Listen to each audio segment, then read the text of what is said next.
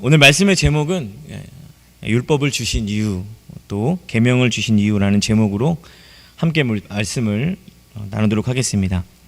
오늘 말씀은 10계명, 나 외에 다른 신을 내게 두지 마라 라는 1계명과 우상을 만들지 말고 거기에 절하지 마라 라는 2계명이 주된 내용입니다. 성도님들은 혹시 자녀들과 약속해 보신 적 있으십니까? 저도 5살 아들이 있는데요, 가끔 이 아이와 약속을 합니다. 사실은 이 약속의 내용이 특별한 것은 없어요. 그냥 양말 벗으면 빨래 바구니에 넣기, 이런 거. 근데 여기서 이제 약속을 한다는 어떤 행위보다 더 중요한 것이 무엇이냐면, 아버지와 아이가 약속을 할 때 제안하는 사람, 즉 아버지죠. 아버지가 아이를 받아준다는 것이 중요합니다. 여기서 받아준다라는 말은 인격적으로 대해준다라는 의미입니다. 5살짜리 아이가 얼마나 알겠으며 또 얼마나 그 약속을 성실히 이행하겠습니까? 그러나 아버지는 이 모든 것을 감안하고 약속을 하는 거죠. 어찌 보면 아이가 잘 지키지 못할 것을 알면서도, 또 실패하고 실수할 것을 알면서도 이 아이와 약속하는 거죠. 그러니까 아이를 믿어주는 겁니다. 그리고 아버지는 자신을 이 아이의 눈높이에 맞춰서 낮추죠. 반대로 그 아이는 아버지만큼 인격적인 존재로 높임을 받습니다. 하나님과 이스라엘이 맺은 언약이 이런 관점에서 이루어졌다는 사실들을 좀 이해하시고 오늘 말씀을 좀 보셨으면 좋겠습니다. 언약을 체결한다는 것은 아버지와 자녀의 관계 속에서 이루어지는 약속입니다. 두 인격 사이에 높음과 낮음이 있고 완전함과 미숙함이 있지만 한쪽이 다른 쪽의 인격으로, 한쪽이 다른 쪽을 인격적으로 대해주고 품는다는 것이죠.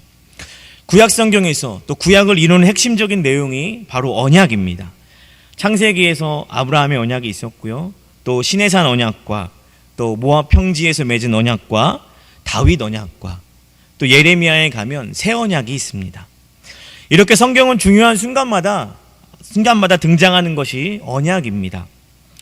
그런데 이 언약에는 약간 차이가 있습니다. 먼저 창세기 15장에 보면 하나님께서 아브라함과 언약을 맺으시는데요, 하나님께서 아브라함과 언약을 맺을 때에 아브라함의 어떤 순종이나 충성, 헌신 등 이런 것들을 요구하지 않고 일방적인 언약을 맺으시는 걸 볼 수 있습니다. 우리가 이미 다 아는 사실처럼. 그런데 오늘 시내산에서 이제 20장을 보시면 시내산에서 언약을 맺을 때에 하나님께서는 이스라엘 백성에게 10계명, 율법을 지키라라고 말씀하고 있습니다. 오늘 6절 말씀을 같이 한번 볼까요? 우리 20장 6절 말씀 같이 읽도록 하겠습니다. 시작. 나를 사랑하고 내 계명을 지키는 자에게는 천대까지 은혜를 베푸느니라. 그 전에는 아무런 조건 없이 언약을 맺어주셨는데 이제 와서 하나님이 왜 계명에 대하여 순종함으로 지키라라고 명령하실까요? 이 말씀을 좀 짧게 요약하면 이렇습니다. 은혜는 책임을 목적하고 요구하고 있기 때문이다 라는 겁니다.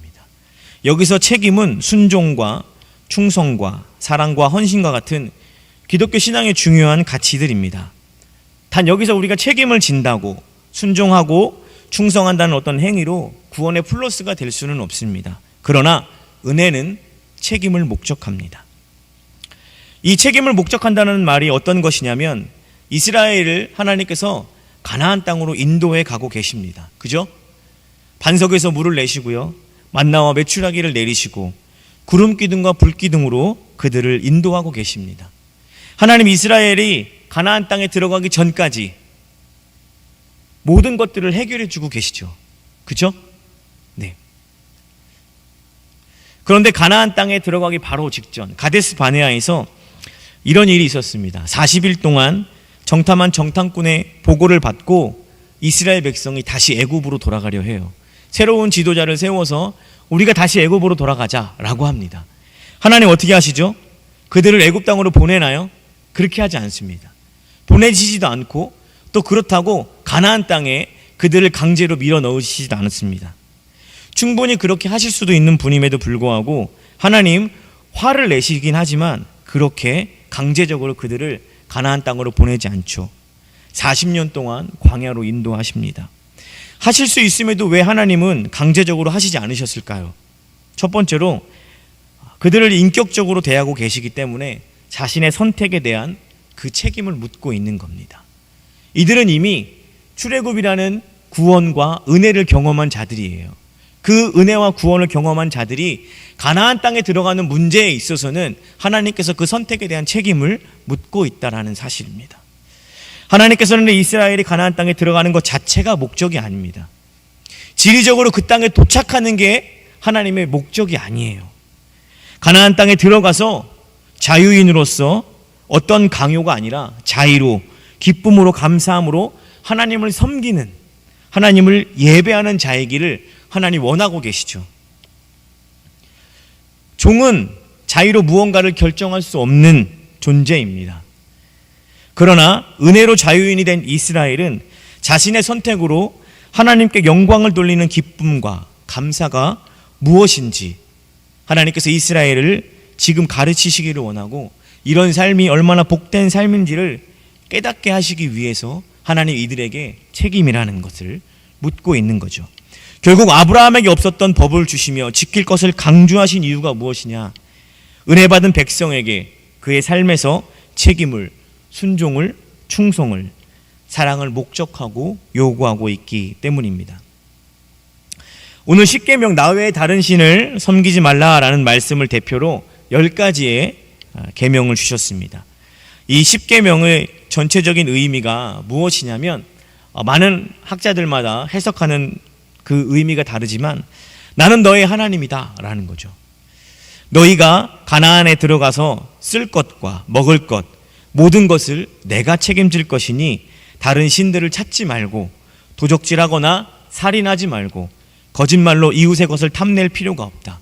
빼앗을 필요가 없다라는 의미로 해석할 수 있습니다. 나 외에 다른 신을 섬기지 말라는 이 선언을 대표로 10가지 계명 속에 하나님은 이스라엘의 순종을 요구하고 계신 것입니다. 우리가 여기서 오해하지 말아야 할 것들이 있습니다. 계명을 주신 이유가 그 목적이 계명으로 우리를 억압하거나 속박하기 위한 것이 목적이 아니라 그 계명을 지키는 것 자체가 이스라엘에게는 명예이고 영광이고 복되다라는 증거입니다. 축구 경기를 많이 보셨죠? 축구 경기를 하면 그 경기 안에 규칙이 존재합니다. 골키퍼 외에는 손을 사용해서 공을 잡을 수 없다든지 엔드라인과 사이드라인이 공이 나가면 상대방의 공이 된다든지 하는 규칙이 존재합니다. 그죠? 이 규칙이 존재한다고 해서 축구 경기가 방해되지 않습니다. 오히려 게임을 진행함에 있어서 도움이 되고 나와 상대방에게 최선을 다해 룰을 지키며 경기를 했을 때 상대방에게 승패에 대해 복종하게 되는 것이죠. 인정하게 되는 것이란 거예요.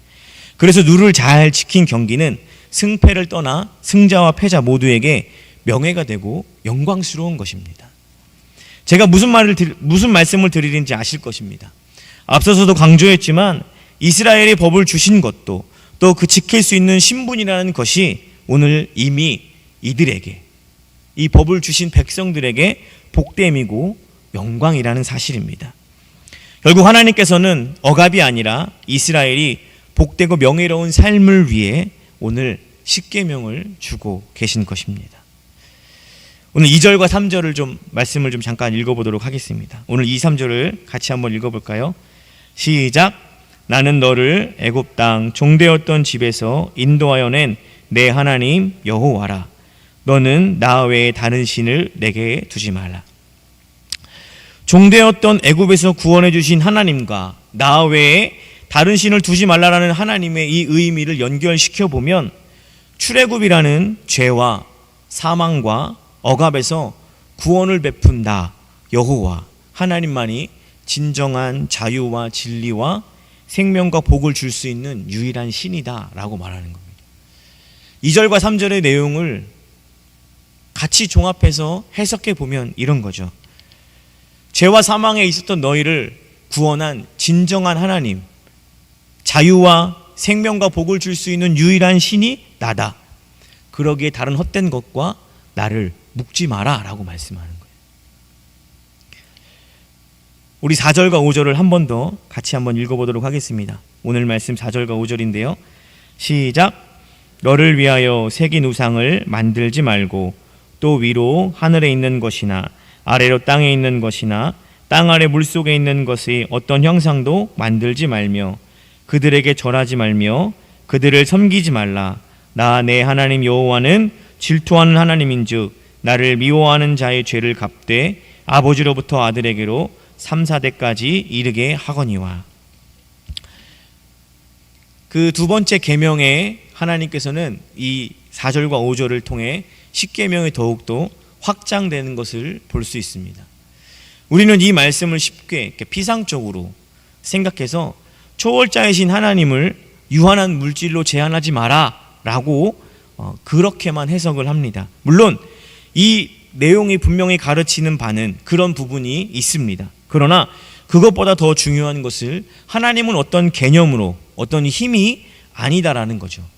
무슨 말이냐면 우리가 하나님을 섬기고 믿는다고 할 때 인간의 죄된 본성으로 인해서 신을 단지 어떤 초월적인 힘을 가진 존재로만 생각하고 나머지, 그러니까 가치나 목적이나 그 모든 것들을 자기가 정하고 신은 단지 수단으로만 해석하지 말라라는 거죠.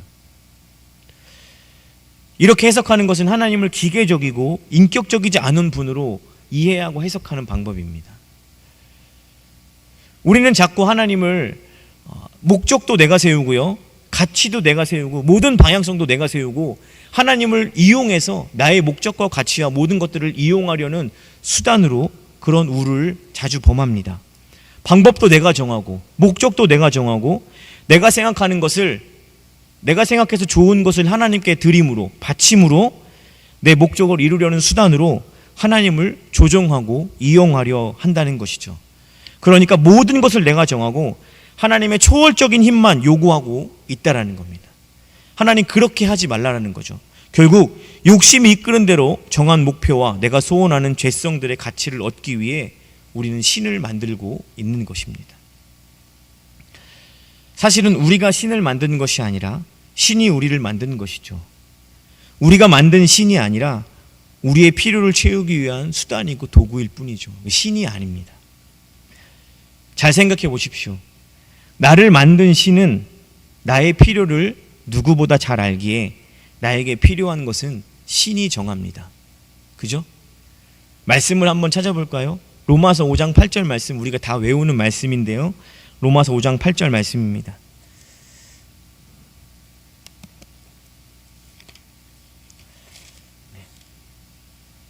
로마서 5장 8절 우리가 다 아는 말씀 같이 한번 읽어보겠습니다. 시작. 우리가 아직 죄인 되었을 때에 그리스도께서 우리를 위하여 죽으심으로 하나님께서 우리에 대한 자기의 사랑을 확증하셨느니라. 아멘. 여기 계신 분들 중에 내가 죄인이었을 때 구원이 혹시 필요하다고 생각해 보신 적이 있으십니까? 내가 죄인이었을 때 구원받기 전에 나는 구원받아야 되겠다라고 생각해 보신 적이 있으십니까? 구원받기 전에 우리는 그런 생각을 단 한 번도, 그런 필요를 느껴보지 못했습니다. 근데 하나님은 우리에게 가장 필요한 것을 채우시는 분이죠. 구원받고 나니까 이 내용을 우리가 아는 겁니다. 우리는 우리가 원하는 신을 만들어서 내 목적과 나의 것을 추구하려 하지만 정말 신이 우리를 만들었다면 우리에게 가장 필요한 것은 그분이 제일 잘 아시죠. 로마서 5장 8절 말씀을 많은 해석을 할 수 있지만 결국 우리가 아직 죄인 되었을 때에 하나님께서 우리에게 가장 필요한 구원이 필요하다는 사실들을 아시고 우리를 구원하신 거죠. 구약 성경에서 계속 우상을 공격하는 내용이 뭐냐면, 우상이 말을 하냐? 우상이 움직이기를 하냐? 내가 만들지 않았냐? 누가 주인입니까? 신을 만든 이가 주인이라는 말입니다. 그것을 구약 성경 내내 비판하고 있습니다. 결국 우상을 어떤 것으로 만들지 마라 라는 이 하나님의 명령은 내 마음대로 하나님을 조종하려 하지 말라 라는 뜻입니다. 나는 하나님을 믿는다라고 하지만 너의 필요에 의해서 만든 하나님은 그 하나님을 믿는 것은 우상을 섬기는 것과 피차 일반이다라고 말하는 겁니다. 참 놀라운 사실이 성경 가운데 증언되고 있습니다. 지금 모세가 시내산 꼭대기에서 이 십계명을 받고 있잖아요. 그죠? 그 시내산 밑에서는 어떤 일이 일어나고 있죠? 하나님께서 나를 이렇게 해석하지 마라, 나를 이렇게 여기지 마라, 개념에 가두고 나를 어떤 목적에 가두지 마라 라고 말씀하고 있는데요, 지금 시내산 밑에서는 금송아지를 만들고 있습니다. 이 금송아지의 이름이 무엇인지 아십니까? 우리를 종되었던 땅에서 구원해낸 하나님입니다. 놀랍지 않습니까? 우리를 종되었던 땅에서 구원해낸 하나님이 이 지금 금송아지예요. 지금 이스라엘 백성이 하나님의 초월적인 힘의 소유자로만 해석하고 대하고 있는 거죠. 그래서 하나님을 자신의 어떤 것을 만족시키려는, 필요를 얻으려는 마치 동전을 놓고 자판기 정도로 이스라엘 백성이 지금 하나님을 취급하고 있는 겁니다. 이런 모습을 하나님을 인격적으로 대하고 있지 않은 것이죠. 자신을 그렇게 비인격적으로 대하지 말라라고 말씀하셨음에도 불구하고 인간은 끊임없이 자신의 소원을 이루기 위한 도구로 인격적인 하나님을 비인격적인 존재로 취급하고 있다는 사실입니다. 말씀 서두에서도 제가 말씀드렸지만 아버지는 자녀가 실수하고 실패할 것을 알면서도 약속한다라고 말씀을 드렸습니다. 지금 그런 상황이 이 시내산에서 펼쳐지고 있죠. 시내산 꼭대기에서는 하나님, 나는 인격적인 하나님이다 라고 말하고 있는데요, 그 시내산 밑에서는 금송아지를 만들어 하나님을 비인격적인 어떤 기계적인 존재로 여기고 계신 것이죠. 그러나 하나님께서 우리에게 마치 아버지가 자녀와 약속을 맺고 그들이 실패할 것을 미리 아신 것처럼 여전히 이스라엘 백성에게 인격적인 모습을 보여주고 계십니다. 무엇으로 알 수 있냐면, 하나님 모세가 두 돌판을 깨뜨리는 데에도 그 모세를 징계하지 않으시죠. 그 두 돌판이 중요한 게 아니라 하나님은 지금 이스라엘 백성과의 관계가 더 중요한 겁니다. 아버지와 자녀와의 관계. 돌판을 다시 만드는 한이 있어도 이스라엘과의 관계를 하나님은 깨기를 원하지 않고 계시죠. 모세가 하나님께 뭐라고 얘기합니까? 이스라엘에게 하신 일들로 자비하시며 오래 참으시며 신실하시며 이스라엘을 인격적으로 대하시는 그 하나님의 본성에 모세가 목숨을 걸고 이야기하고 있습니다. 그가 하나님께 호소하는, 그 간절히 기도하는 내용, 내용을 들으시고 하나님 어떻게 하시냐면 시내산을 떠나라 라고 말하고 있습니다. 시내산을 떠나서 너희가 다시 가나안의 여정으로 인도하고 계시는 것이죠. 출애굽기 32장 11절에서 13절을 제가 여러분들에게 읽어드리도록 하겠습니다. 모세가 그의 하나님 여호와께 구하여 이르되, 여호와여 어찌하여 그 큰 권능과 강한 손으로 애굽 땅에서 인도하여 내신 주의 백성에게 진노하시나이까? 어찌하여 애굽 사람들이 이르기를 여호와가 자기의 백성을 산에서 죽이고 지면에서 하려는 악한 의도로 인도하여 내었다고 말하게 하시려 하나이까? 주의 맹렬한 노를 그치시고 뜻을 돌이키사 주의 백성에게 화를 내리지 마옵소서. 주의 종 아브라함과 이삭과 이스라엘을 기억하소서. 주께서 그들을 위하여 주를 가리켜 맹세하여 이르기를 내가 너희 자손을 하늘의 별처럼 많게 하고 내가 허락한 이 온 땅을 너희 자손에게 주어 영원한 기업이 되게 하리라 하셨나이다 라고 모세가 하나님께 이야기하고 있습니다. 박영성 목사님은 이 본문을 이렇게 하고 있습니다. 하나님께서 이스라엘 백성에게 화내는 이 말씀을 뭐라고 이야기하냐면, 그 리얼함을 살리기 위해서 아버지와 이 자녀와의 관계 속에서 이렇게 이야기를 하죠. 이스라엘 백성이 화를 내실 때 마치 부모가 자녀에게 화를 내듯이 죄송합니다, 나가 이 새끼야, 이렇게 이야기한다는 거예요. 윽박 지르고 욕하고 화를 냅니다. 그때 자녀가 나가면 안 돼요. 욕하고 혼을 내시지만 그 자리에 앉아서 버텨야 합니다. 나가면 더 맞아요. 나가면 덜 맞은 겁니다. 더 맞아야 돼요. 어떻게 잘하냐면 비밀입니다. 오늘 하나님께서 범죄한 이스라엘에게 부모가 자녀에게 화를 내듯이 나가 이 새끼야라고 말씀하시는 거죠. 그러나 이스라엘 네 하고 나가면 안 돼요. 그 자리를 지키고 있어야 되죠. 버티고 있어야 됩니다. 사랑하는 성도 여러분, 자녀는 선택의 대상이 아닙니다. 내가 이로우면 취하고 나에게 해가 되면 버리는 것이 자녀가 아닙니다. 혼낼 수 있어도 버릴 수 없는 것이 자녀입니다. 말 안 듣는다고 내 자식이 아니야, 내 자식이 아니야다라고 내 자녀임을 취소할 수도 없는 것이죠. 모세는 하나님이 이스라엘과 맺은 언약과 자신에게 주신 법이 어떤 의미인지 너무나 잘 알았어요. 하나님이 이스라엘을 인격적으로 대해 주시고 계시구나 라는 사실입니다. 그것을 모세가 누구보다 잘 알았기에 이스라엘을 자신의 백성으로 삼기 위해 하나님께서 하신 일들, 지금 32장에서 읽었던 그것들을 짧게 나열하며 하나님 원래 오래 참으시는 분이시지 않습니까? 아브라함과 이삭과 이스라엘의 인생 속에서 참으시지 않으셨습니까? 그리고 지금 여기까지 또 이들을 인도하지 않으셨습니까? 하나님 한번 넘어가 주십시오. 지금 이렇게 모세가 요구하고 하나님께 말하고 있는 거죠.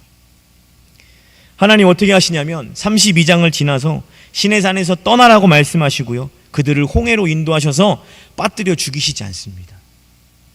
그들을 다시 한번 가나안 땅으로 구름기둥과 불기둥, 만나와 메추라기와 반석에서 물을 내시며 이전과 다름없이 하나님의 주권적인 은혜로 그들을 인도해 가십니다.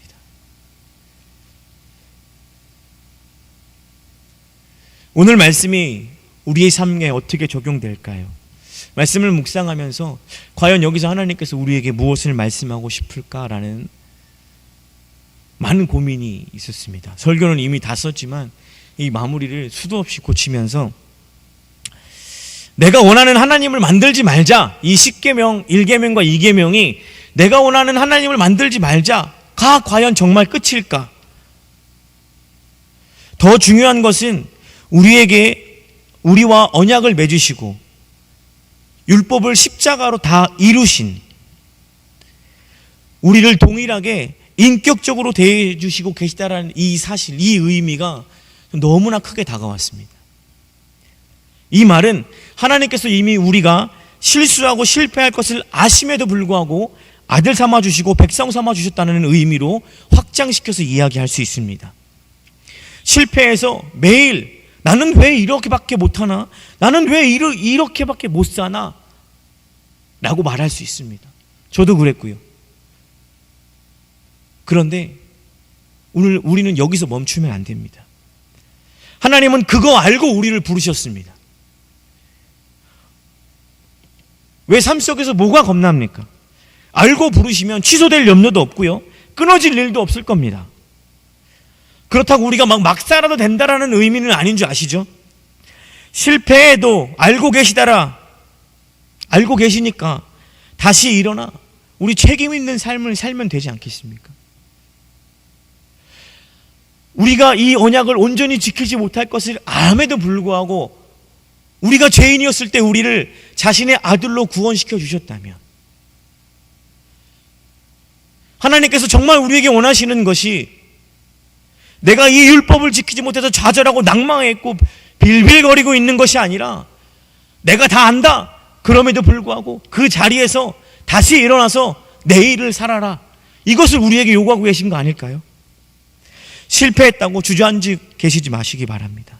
실패했으면 내일 다시 해보고, 내일 안 되면 내일 모레 다시 한번 해보고요, 내일 모레 안 되면 다음 달에 다시 해보고요. 하나님께서 우리의 인생 속에 이렇게 간섭하고 역사하고 계시다라는 사실을 말씀을 묵상하며 깨달았습니다. 인생은 시간과 공간 속에 있습니다. 하나님의 일하심은 한순간에 이루어지지 않습니다. 죽는 그 순간까지 시간과 나의 처한 상황 속에서 우리를 하나님의 목적하심 가운데 인도하고 계십니다. 오늘 이스라엘이 이 시내산에서 실패했습니다. 이들은 이 시내산이라는 공간 가운데 있습니다. 그러나 그들을 가나안 땅으로 인도하는 여정 속에서 하나님 그들을 변화시켜가고 계심을 우리는 알 수 있습니다. 얼마가 걸리죠? 40년. 우리의 인생 속에서도 내가 오늘 실패했지만 다시 내일 태양이 뜨는 이유는 무엇입니까? 여전히 하나님은 그날 또 하나님의 일들을 이루어 가신다라는 겁니다. 무엇을? 나의 삶 가운데 하나님의 간섭하심과 하나님의 목적하심을 이루는 순간까지 하나님 계속해서 역사하고 계시다라는 사실입니다. 오늘 우리에게 율법을 주시는, 우리를 인격적으로 대해주시는 그 이유와 목적이 여기 있는 겁니다. 인격적으로 대해주신다라는 것. 우리는 그것을 자꾸 다른 식으로 해석하고 다른 식으로 이해하지만 하나님 우리의 실패 속에서도 여전히 그 실패를 안다. 내일 다시 해보자. 내일 실패하면 모레 또 한 번 해보자. 그 인격적인 하나님이 우리를 붙들고 계시다라는 사실입니다. 오늘 이 말씀 속에서 우리를 붙잡고 계시고 우리를 위해서 역사하고 계신 하나님을 깨달았다면 담대하시기를 주님의 이름으로 축복합니다. 실패해도 좌절해도 다시 내일 성도의 삶을 살아가는 여러분 되시기를 주님의 이름으로 축복합니다. 우리 기도하도록 하겠습니다.